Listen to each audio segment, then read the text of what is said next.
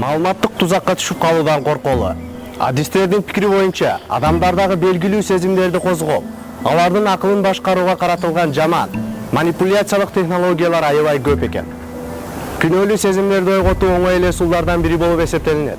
Жакында эле соц тармактарда Мьянма жана Сирияда болуп аткан окуяларды же Фаластиндеги мусулмандарга колдонуп аткан зомбулук же уруп, өлтүрүп аткан видео жана сүрөттөр тарап, интернет колдонуучуларын бир топ убайымга салды. Ал видеолор жалган деп айта албайм. Бирок радикал ойдогу адамдар жана жасалма шейхтар соц тармактарда коркок, бул жакта сага окшогондорду өлтүрүп, кыз келиндерди зордуктап атат. Сен эмне үчүн карап отурасың? Келип капырларды өлтүр деген бул сыяктуу видеолорду өздөрүнүн арам максаттарына колдонуп жатышат. Өз пикири калыптанбаган же диний жана светтик билими жетишсиз кишилер көбүнчө өспүрүм жаштар мындай кабарларды, маалыматтарды текширип отурушпайт. Бул кабарлар канчалык даражада чындыкка жакын? Расмий булактары кайсы?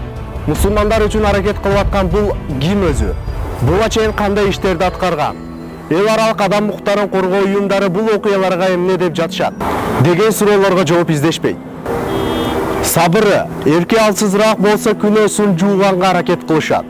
Психология илимдеринин доктору, Украинадагы социалдык жана саясий институтунун мугалими Вадим Васютинский мындай дейт.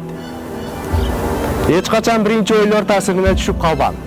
Социалдык тармактарда ар кандай кабар жана ар түрдүү чакыруучу маалыматтарга көзүңүз түшсө, биринчи кезекте ал маалыматты сиңирүү үчүн өзүңүзгө убакыт бериң. Бир аз өзүңүзгө келгенден кийин кайра ал маалымат менен таанышып чыгыңыз.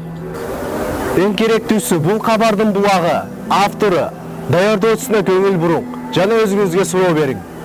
Бул азгыруу эмеспи? Бир сөз менен айтканда, сезимдериңизди өзүңүз башкарыңыз. Ошондо гана ар кандай жалган кабарларга жана жаман ойдогу адамдардын сөздөрүнө азгырылып кетпейсиз. А сиз ар бир уккан көргөн маалыматыңызды текширесизби? Монтаж эмес экенине же сизди азгыруу максатында эле жасалма, фейк материал эместиги жөнүндө ойлоносузбу?